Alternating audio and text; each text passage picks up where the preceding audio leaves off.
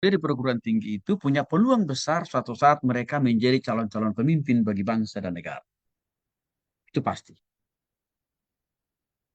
Dan juga mereka punya potensi menjadi pemimpin di dunia usaha dan bisnis. Yang lebih pasti lagi, mereka akan menjadi calon pemimpin di dalam setiap keluarga dan rumah tangga.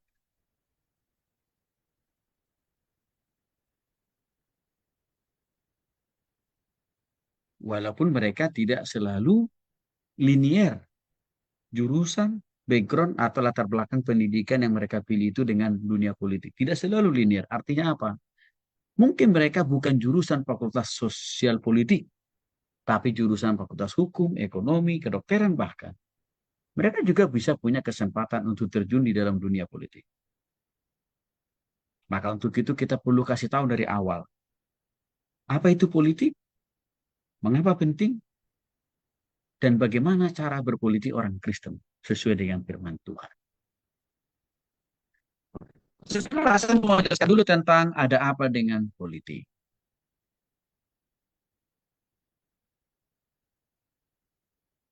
Secara etimologi, politik dalam bahasa Yunani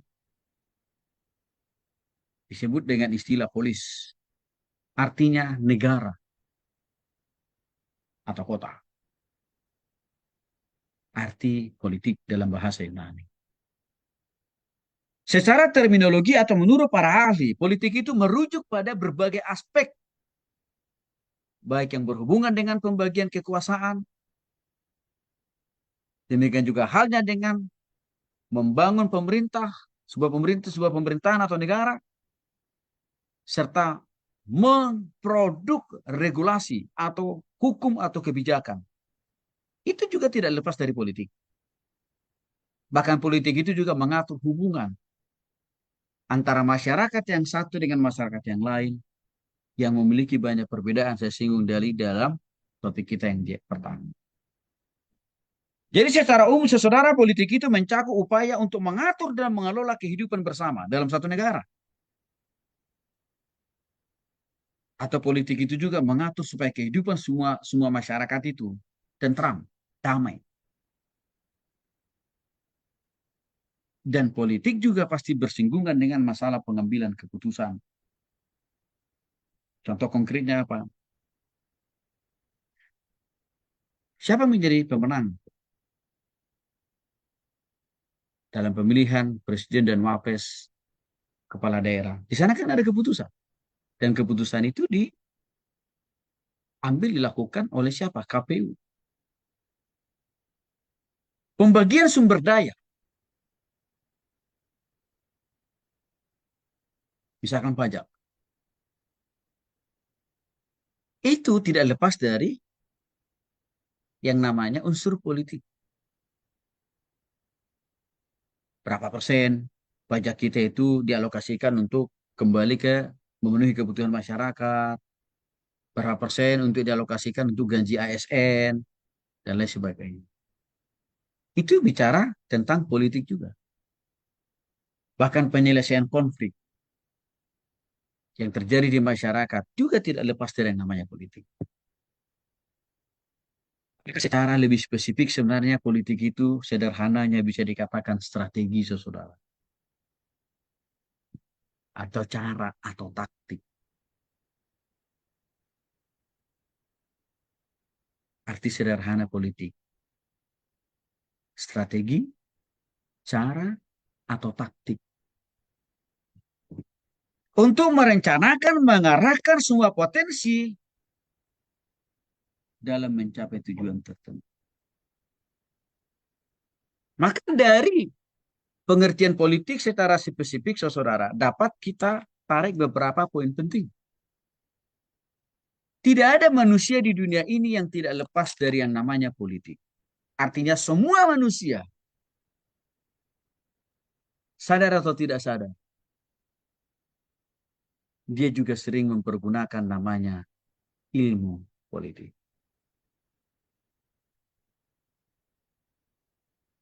Artinya bukan hanya para politisi yang bisa mempergunakan politik. Kita yang tidak terlibat secara praktis langsung dalam dunia politik juga sering berpolitik sebenarnya. Atau menggunakan ilmu politik.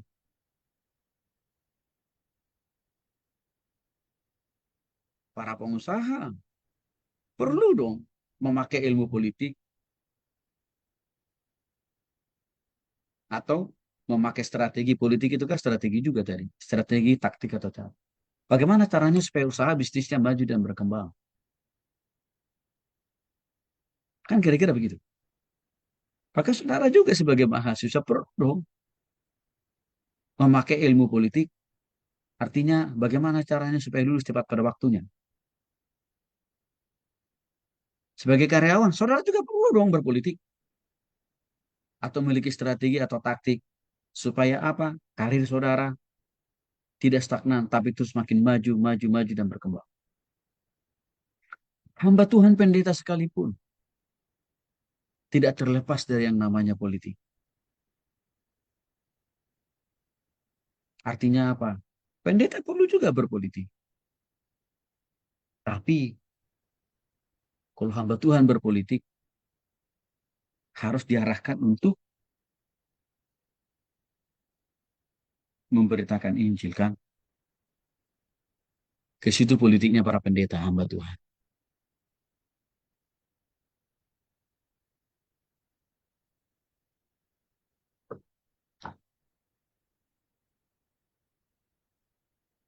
Lalu bagaimana dengan politik politik praktis? Politik praktis itu artinya terjun langsung ya, menjadi pengurus partai politik, mencalonkan diri menjadi kepala daerah, khususnya hamba Tuhan, anggota DPR, DPR RI. Boleh nggak hamba Tuhan, pendeta? Kan itu pertanyaan ya. Secara praktis nggak boleh. Praktis itu artinya terjun langsung nggak boleh.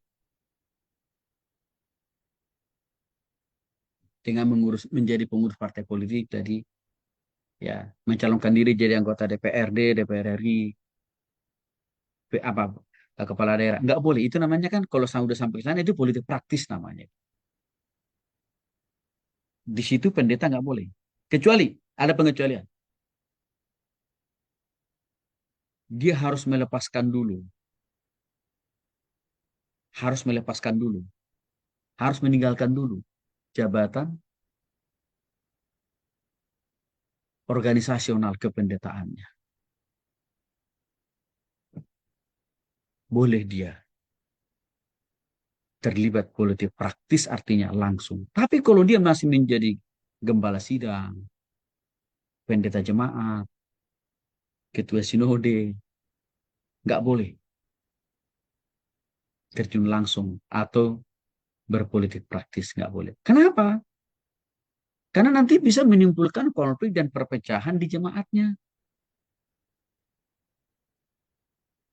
Sebab jemaat-jemaat itu kan belum tentu senang dengan pilihan partai politik yang dipilih oleh gembalanya, kan belum tentu.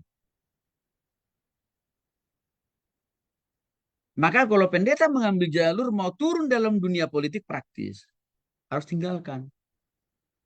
Ini dulu yang dilakukan oleh pendeta Royandi Hutasoid. Yang merintis berdirinya Partai Damasya. Waktu itu saya tanya sama beliau, Bang,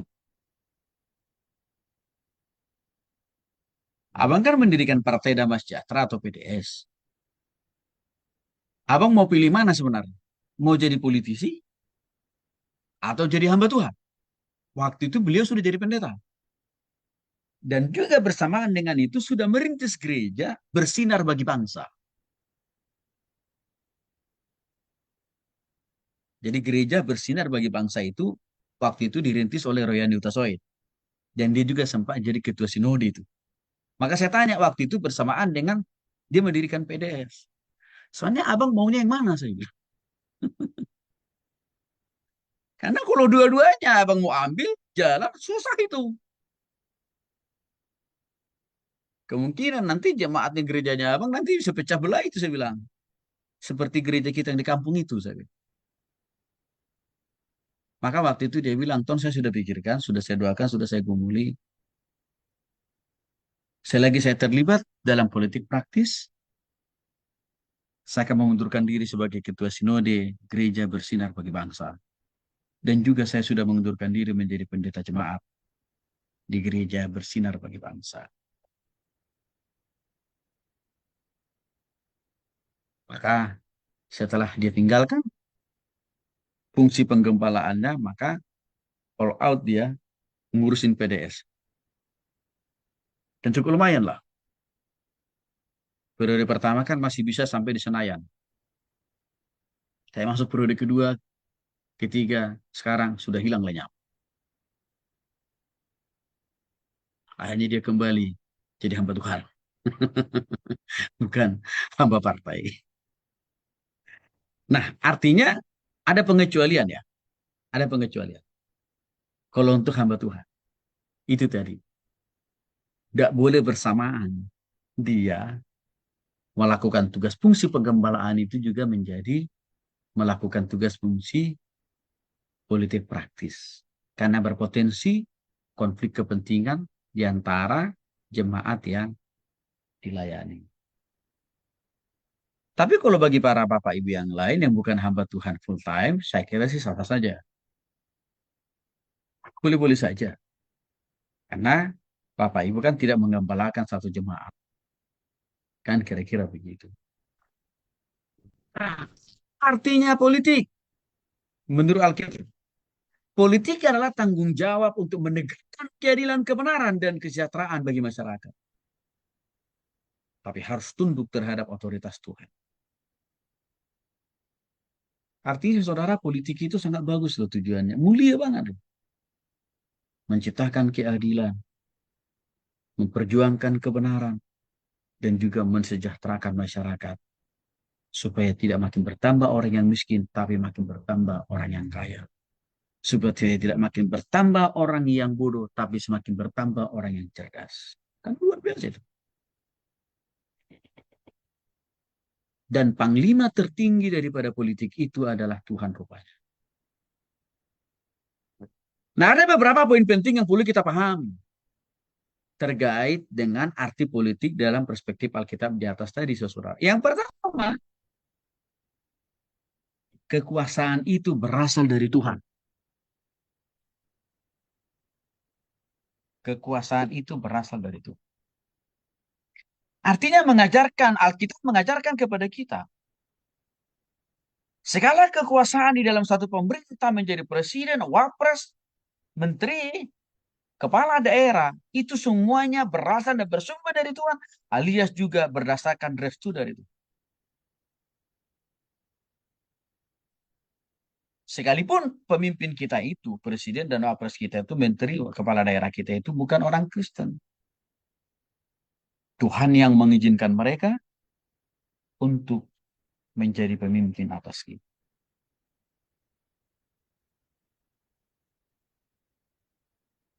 Yang kedua, kita juga diajar oleh Alkitab.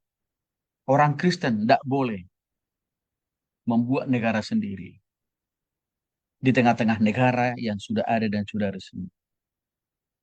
Artinya apa? Kita orang Kristen diajar oleh firman Tuhan. Harus taat juga bisa sebagai warga negara. Harus taat juga terhadap para pemimpin. Walaupun pemimpin kita itu tidak satu agama.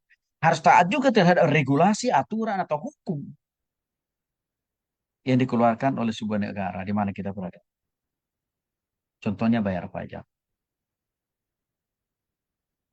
Walaupun ini kadang-kadang jadi dilema nih buat kita. Di sisi lain kita dituntut oleh firman Tuhan bayar pajak. Tapi di sisi lain, pajak kita dikorup pula.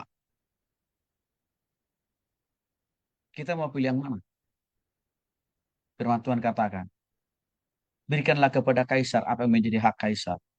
Dan berikanlah kepadaku apa yang menjadi hakku. Artinya, saudara, tetap kita perlu melakukan tugas kita, bayar pajak. Sekalipun pajak kita itu dikorupsi, tentu Tuhan akan menuntut pertanggungjawaban terhadap para koruptor itu sendiri. Tapi minimal, sebagai warga negara, Kita taat saja dulu lakukan bagian kita. Kecuali kalau ada produk hukum yang dikeluarkan oleh pejabat bertentangan dengan firman Tuhan. Tidak usah kita taatin itu pejabat. Apa contohnya? Misalkan, kalau ada undang-undang di Republik ini yang melarang orang beribadah, harus kita lawan. Walaupun Prabowo mengeluarkan keputusan itu, harus kita lawan. Karena kenapa? Itu bertentangan dengan firman Tuhan, bertentangan juga dengan butir pertama Pancasila ketuhanan yang Maha Esa, bertentangan pula dengan pasal 29 ayat 1 sampai 3 Undang-Undang Dasar 45. Maka untuk hal-hal yang seperti itu, aturan yang seperti itu harus kita lawan, harus kita tentang.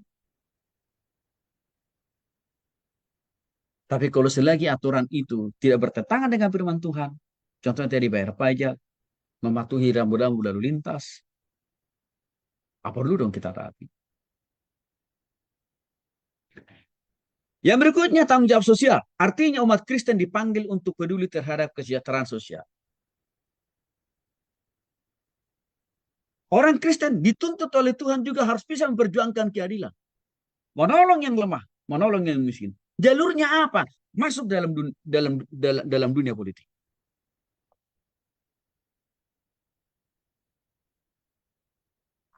Harus masuk dalam dunia politik. Karena cara yang paling efektif mempengaruhi atau merubah negara yang korup, pemimpin yang tidak adil, ya lewat politik. Cara paling termudah kok.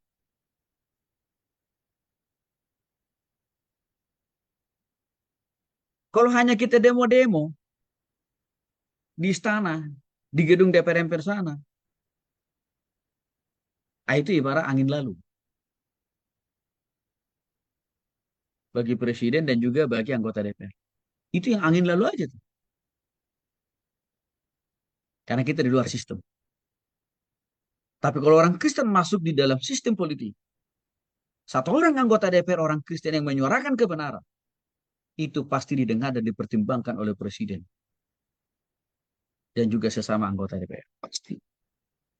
Kan satu orang anggota DPR itu, saudara, didukung ya ratusan jiwa, ratusan masyarakat Indonesia. Makanya dengan demikian kita nggak boleh anti politik, Bapak. Walaupun saya paham, sebagian besar orang Kristen alergi dengan politik. Nanti akan saya jelaskan lebih jauh lagi. Ya, kenapa muncul hal-hal yang seperti itu. Yang berikutnya keempat, keterlibatan dalam politik. Artinya, Tuhan Alkitab tidak melarang umat Kristen terlibat politik. Enggak. Bahkan Tuhan mendorong. Mewajibkan. Tapi ada syaratnya. Kalau jadi politisi Kristen, harus punya integritas. Jujur. Salah satunya. Dapat dipercaya. Dan tidak boleh korupsi.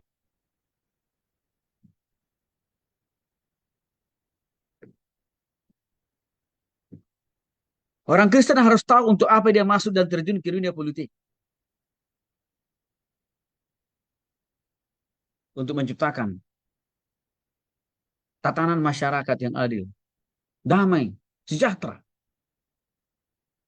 Di mana firman Tuhan atau kasih Kristus dipraktekkan. Itu tujuan setiap para politisi Kristen. Kalau kita lihat di sini, jauh dari yang namanya memperkaya diri sendiri ataupun juga kelompoknya atau golongan.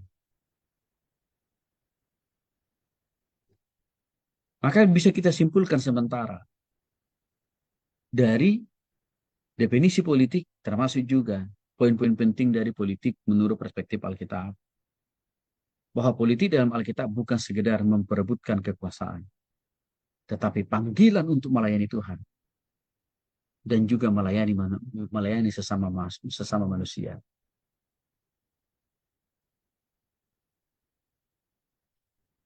Supaya orang makin bertambah sejahtera. Jadi kalau dari sini kita lihat Bapak Ibu, tidak ada hal yang negatif rupanya yang perlu kita persoalkan tentang politik. Karena politik itu pada dasarnya netral.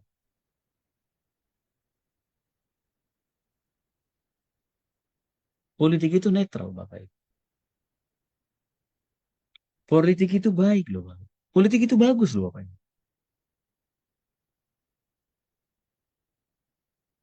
Nggak ada yang haram dari politik itu sendiri. Nggak ada yang haram. Semuanya halal. Nah, mari kita lihat lebih jauh. Contoh cara berpolitik Yesus dan para nabi serta para rasul. Jadi jangan lupa, Yesus dan nabi serta rasul juga berpolitik.